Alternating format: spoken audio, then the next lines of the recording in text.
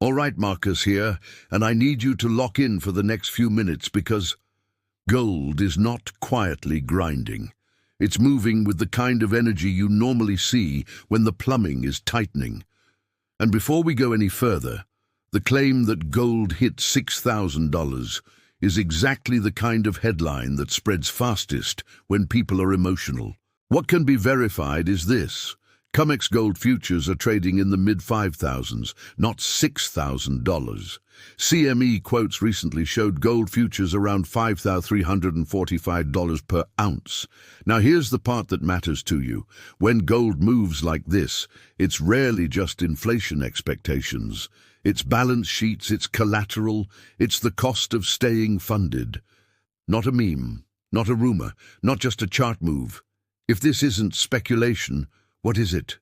Think about what a fast gold move does to the system. If you've got a $100,000 portfolio and you're 10% allocated to gold exposure through something paper-based, ETF, futures, or a levered product, that's $10,000 tied to how that paper behaves under stress.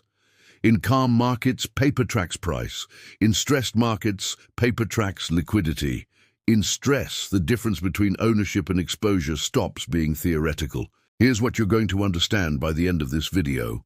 What this gold move signals under the hood, why headlines miss it, how to position structurally without prediction, without leverage games, and without pretending you can time Monday's open. Most people miss this next part. And before we're done, I want you holding 3 questions in your head. What happens to funding costs when the market opens and liquidity is thin? If stress spikes, which gold do you actually own, and which one is just a claim? And if this is a stress signal, where does it show up after gold? Don't answer those yet. Just hold them. Gold trades in a 2-layer structure.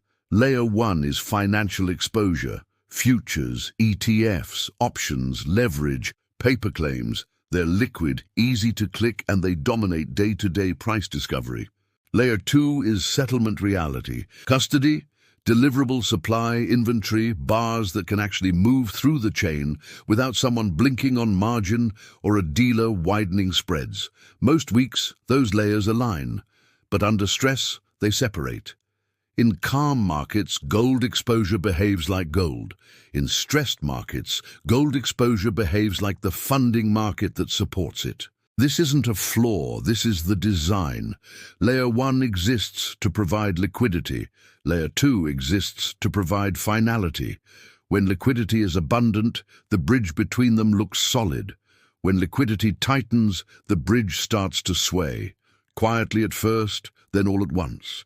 So when you hear that Monday's open could be violent, don't picture a dramatic candle first. Picture thin liquidity, wider spreads, higher implied volatility, forced position management. Options markets are already reflecting tension. The CME Gold ETF Volatility Index has been elevated recently in the low to mid-30s. That's not a vibe. That's the market pricing a wider range of outcomes. Let's walk the chain clearly, cause to effect. When policy keeps funding costs elevated, the price of leverage rises. When leverage becomes expensive, leverage players reduce risk, they compress books, they cut exposure. When they reduce, dealers widen spreads because inventory risk becomes harder to hedge. When spreads widen and volatility rises, rolling paper claims becomes less smooth. That's when the market starts to care about who can settle and what is deliverable. Settlement pressure leads to volatility expansion. Not panic, not rumor, not Twitter, mechanics. Gold sits at the intersection of collateral psychology, currency confidence, and leveraged positioning. If gold is acting like a stress barometer, you don't ignore it because you don't trade metals.